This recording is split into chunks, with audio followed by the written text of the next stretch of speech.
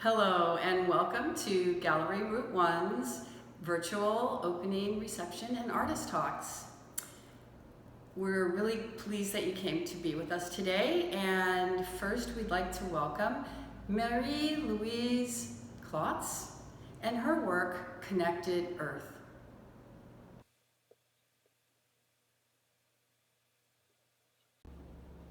Thank you for being here today and for joining us virtually for this opening. I'm going to talk a little bit about my project, Connected Earth, and I would like to start with reading a quote. Perhaps such a search for individuals, for the units of biology, is misguided. The fundamental nature of life may not be atomistic but relational. The essence of the community is the network of interactions, not the collection of selves. That is from the book The Song of Trees by David George Haskell. So my project Connected Earth thinks about how nature is deeply connected, and we see it, like we perceive it as a collection of single units instead of seeing that interconnected web. And I first began thinking about this project when I learned about trees and how trees communicate with each other, and there's research about how trees are deeply connected through their root system, and they form a symbiosis with a fungal network, and that's how they communicate with each other. They send each other nutrients, they nourish each other, they nourish their young, they warn each other of intruders. So that I found very fascinating. And in this deeply interconnected web, the trees act more as a collective than as individuals. They are individuals, but they are working strongly together and forming this egoless community. So I'm going to walk over here.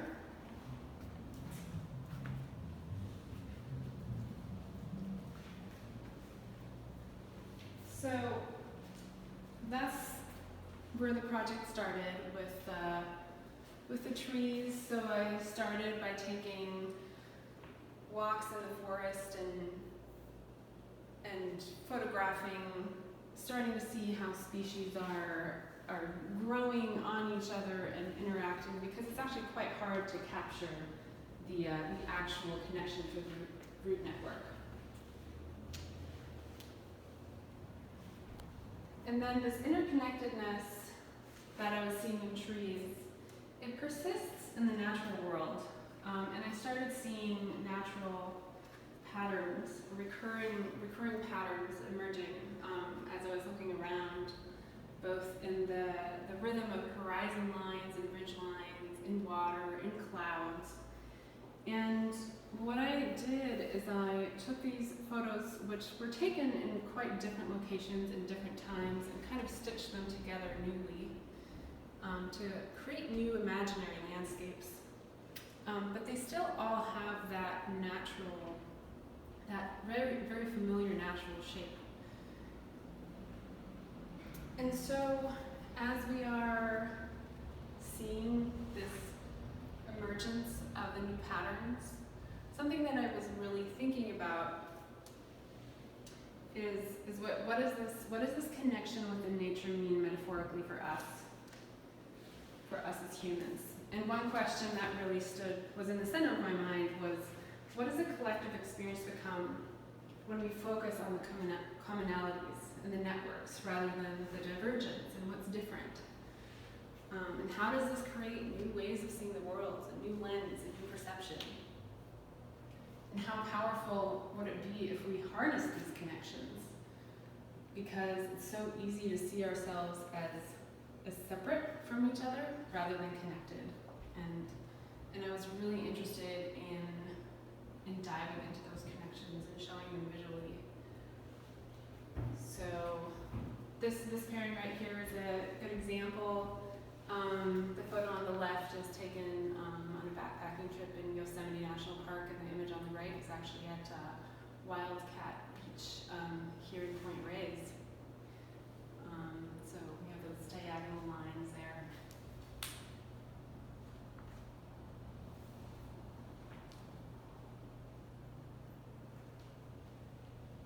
And so the body of work as a whole, I was really contemplating our perception of individuality and separateness, and both the individuality and separateness within nature and within ourselves, and how that stands in our way if we think about that separateness rather than the ways that we are connected.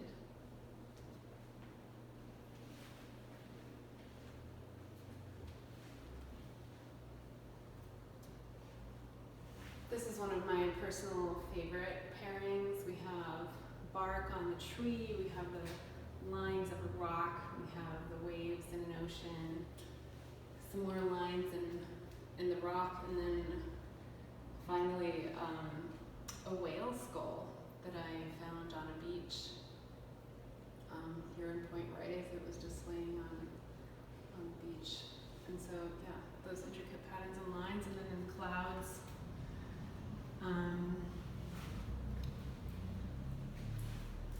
Yeah, just I've been looking in the sky a lot more.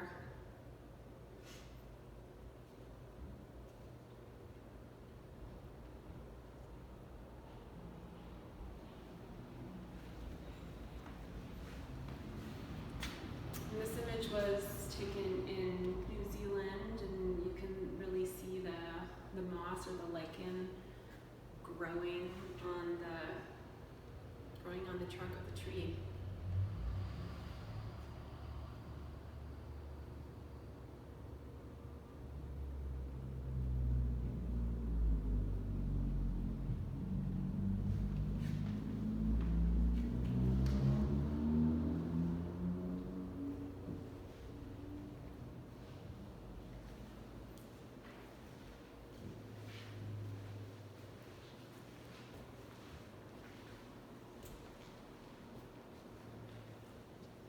This is probably one of my favorite photos, not just because of the warm glow that it has, and you can practically feel the sunlight coming through there, but aspens are actually, I only learned this in reading about trees and when I was doing research on this project.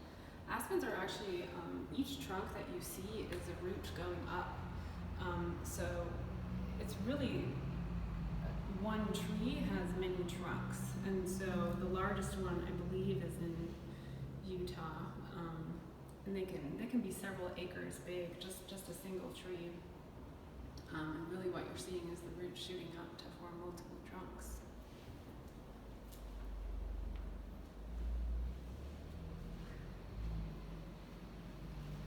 And we have another pairing here of snow landscapes in Montana, the beach, Point Reyes,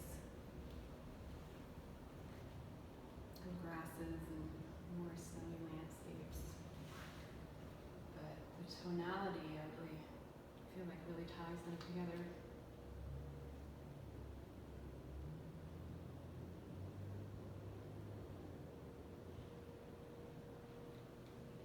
And I read one quote in the beginning, but if you get a chance to come to Gallery Route 1, you'll see that throughout the exhibition there are more quotes that kind of tie everything together and guide you more into the experience.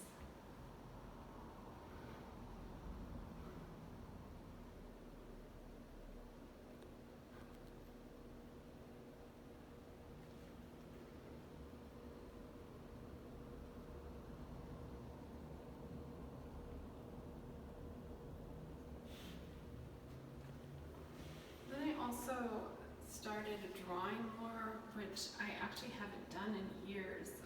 I specialize in photography, but I took out my pencil and pieces of paper and started drawing those networks as I imagined them underground, of the roots growing and the fungal networks growing. And then the more I was drawing, I was also thinking of neurons in the brain and starting to see patterns, and at some point I didn't really know what I was drawing anymore, but I was just using those connections as an inspiration for what I was drawing.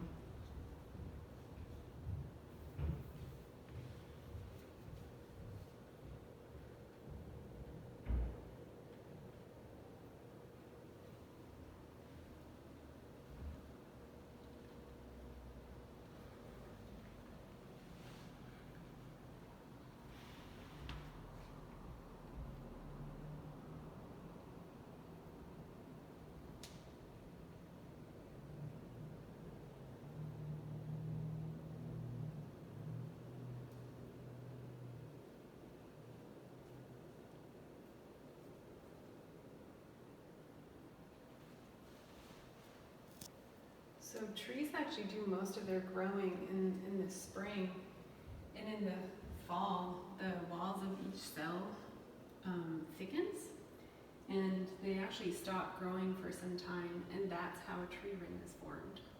That's something I only learned recently, and because I've always wondered how that happens.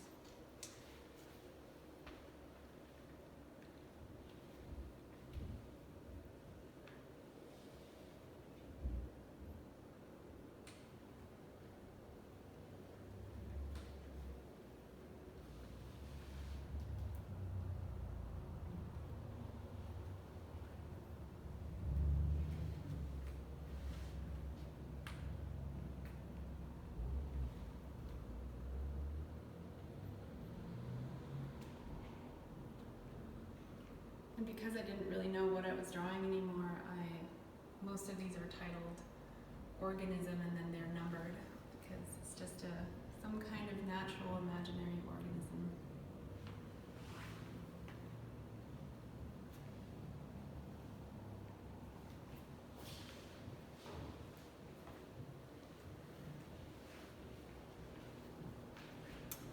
And this last piece was taken in New Zealand, so you can really see all the different species growing together as one.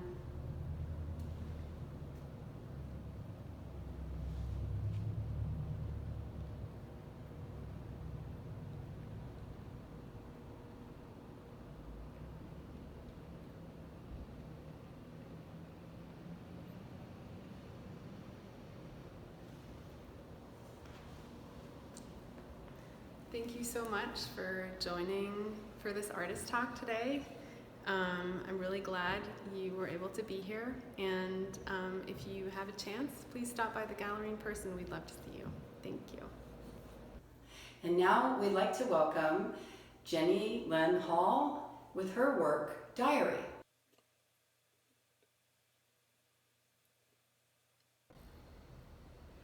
Hi, I'm Jenny-Lynn Hall, and I'm here to talk about this show, Diary. It started when I was on a retreat in January, and I had the idea of recording, just making notes of the same place at the same time, more or less, every single day, and then doing a series from those notes. And this is the result of that. I didn't want to have painted notes. I wanted to try to remember the colors and interpret them later in my studio. So that's exactly what I did. I made notes. Here's my sketchbook.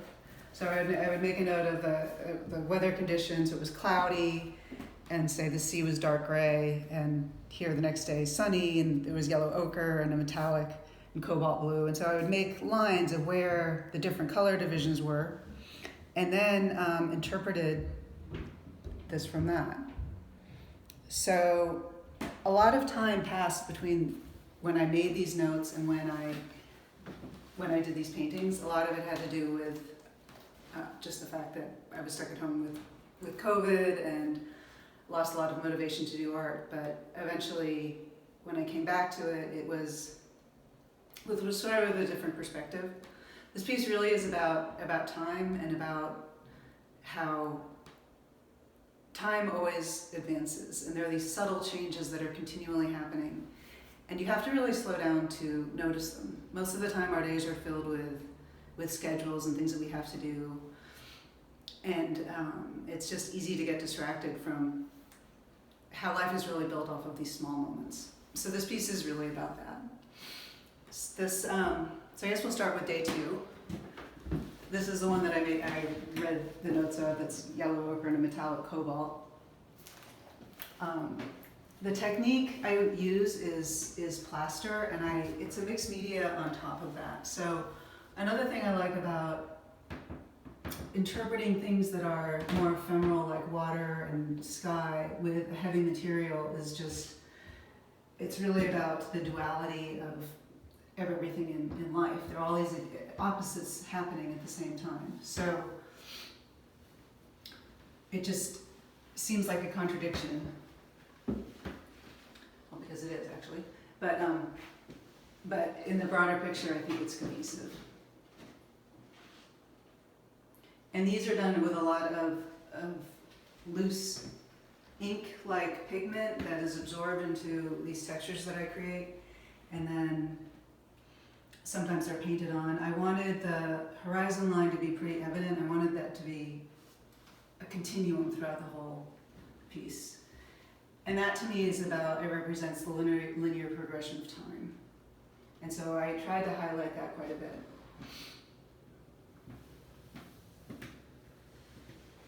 I like to think of my work as being controlled chance. The plaster is opaque and the glazing is transparent, and so it's a continual play between those two aspects. The plaster, I'll set up a composition with plaster, and I can control how textural or not it is. And then how the ink is absorbed into the plaster is really, can be quite kind of casual. And so I'll have to go back a lot of times if I want it darker, or if I want to exaggerate patterns that are starting to happen. And then if there's a composition here, there was a set composition, there was a horizon line, and there were these color relationships to set out. So I had to make sure that the lighting actually represented that scene. I didn't want to get too far away from it.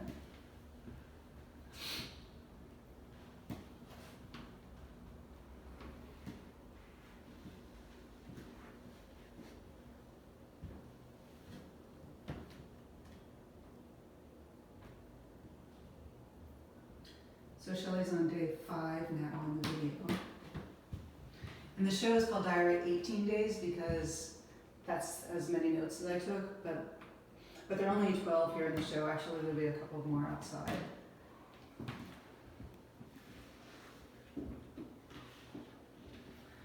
And I just found it fascinating how even on my trips down to this beach, and with the intention of looking at color relationships, so often I would look at the rock formations or look for a familiar dog that I saw or the shape of the tides. And I find that often we just look for things that are familiar to anchor us. The color relationships actually started to become sort of secondary, and I really had to look for them.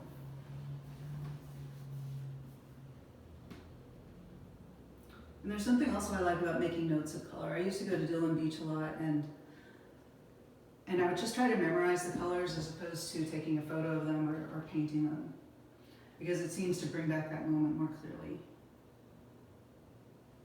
Here, so much time passed that I really exaggerated them. I think it's also just because this has been such an emotional year for everyone that I really needed a sort of an outlet. On this other side, there's day 8, and the notes here are fiery clouds, and a storm had just passed that day. And then other days, this one here, day 11, which is completely white. It was foggy, and there wasn't really any definition between the sky and the ocean. And sometimes the ocean was really an intense blue, and sometimes it was lighter than the sky, just depending on the atmospheric conditions.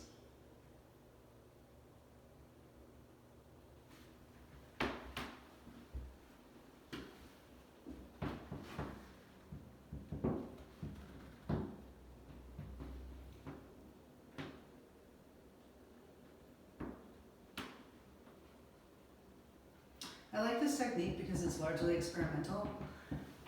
I used to live in Italy and started to use this actually as a flooring material. And so I know that it's resistant, has all the characteristics of a floor. And I started in Europe actually to experiment with it as a decorative painting medium, how to put imagery into this and add texture to floors or walls or whatever. And here I just use it as a painting medium. So there's been a lot of research about support, what supports would work well with it, what different paints I can use. For a while I was actually painting with oil paint on top of it. And I think that that's really interesting to me, just thinking about materials, their compatibility, what effects you can get. A lot of times there's a constraint. So I gave myself a constraint of the horizon line and this subject. So working within a constraint, I find, just leads to more creativity, especially when the medium can also be at play. So that's this show. I hope you'll have a chance to come and see it in person, or I hope you enjoy this video. Thank you.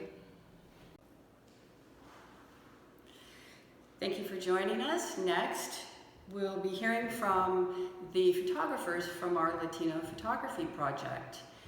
And their exhibition is called She Inspires Me, 9 Latina photographers and the women who inspire them.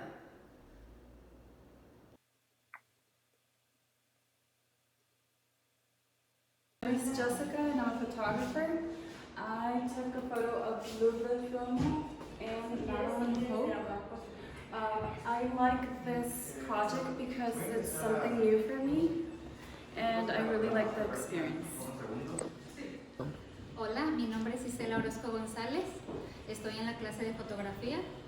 Soy una fotógrafa. Hi, my name is Isela and I am a photographer. I'm in the photography class. Yo le tomé la foto a María, le dicen Cuca, y a mi cuñada Carmen. My sister-in-law, Carmen. Estoy muy agradecida y afortunada de estar en este proyecto. I'm very thankful for being in this project. Me gustó tomar las fotos y la experiencia de conocer nuevas historias de mis compañeras. I really like taking the photos and knowing the experiences from my other photography friends. Es todo, gracias. That's it, thank you. Mi nombre es Beatriz Gómez. Yo tomé fotografías de Socorro Romo y Glenda Mejía. My name is Betty Gomez. I took a photo of Socorro and Glenda. Mi experiencia para ellas es que aprendí mucho de las dos. My experience is that I learned a lot from both of them. Socorro, que tiene muchos años sobre la comunidad con el liderazgo. Socorro has been for many years being a leader. Y Glenda, que está comenzando porque es muy joven, pero las dos, And Glenda, she's just starting. las dos tienen mucha forma de ayudar para la comunidad latina And both of them have a lot that helps the town.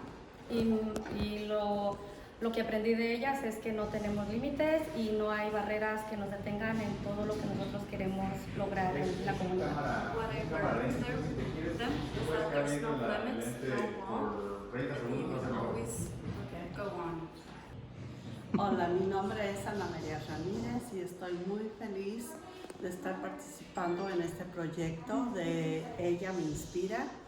He sido participante en los dos lados porque yo entrevisté y me han entrevistado y es muy interesante conocer a dónde llega la persona cuando se ponen metas y qué tan fuertes líderes pueden ser, pero yo creo que todo un buen líder es que está en el corazón de la persona.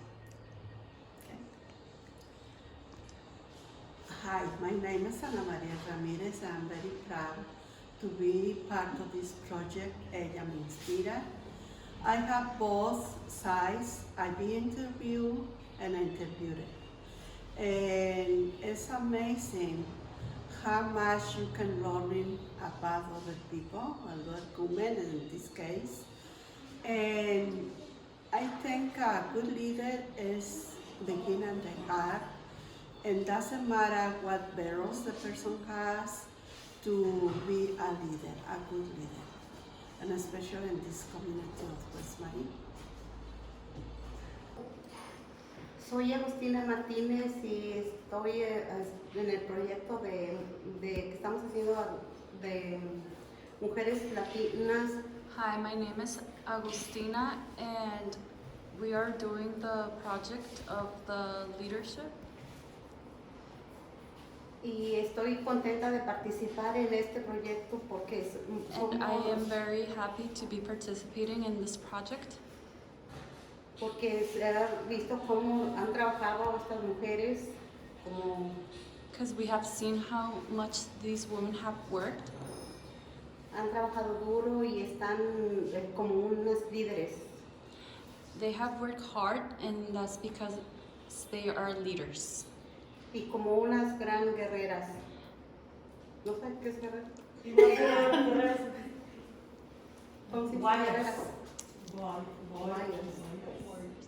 And these women are warriors. Y felicitaciones también a todos mis compañeras que participaron. And I want to say congratulations to all my friends that are in the photography program too. Y también a las personas que nos dejaron sacar sus fotos para ponerlas como líderes. And also the people that we photographed because they let us photograph them. Es todo. Hola, mi nombre es Marie-Luise Mora, soy fotógrafa. Hello, my name is Marie-Luise Mora. I am a photographer. Estoy muy contenta y muy agradecida de ser parte del proyecto de... I am very happy and I really appreciate being part of the photography program. El proyecto de liderazgo. The Ella me leadership inspira. project, she inspires me. Y estoy muy contenta de conocer a todos los líderes del pueblo. And I am very grateful to know all the women leaders of the town Porque eso me inspira a mí a ser parte del pueblo. because they inspire me to be part of a leader in the town. Thank you. Hola, mi nombre es Rosa Rodríguez. Estoy súper emocionada en participar en fotografía. Hi, my name is Rosa Rodriguez and I am very excited to participate in this program. Soy fotógrafa. I am a photographer. En este proyecto ella me inspira. In this project, she inspires me. Me emociona porque conocí personas más de lo que debería de conocer. I got really excited to know these people more than I knew them before. Te emocionan las historias I get very happy listening to their stories. y transmites. That's it.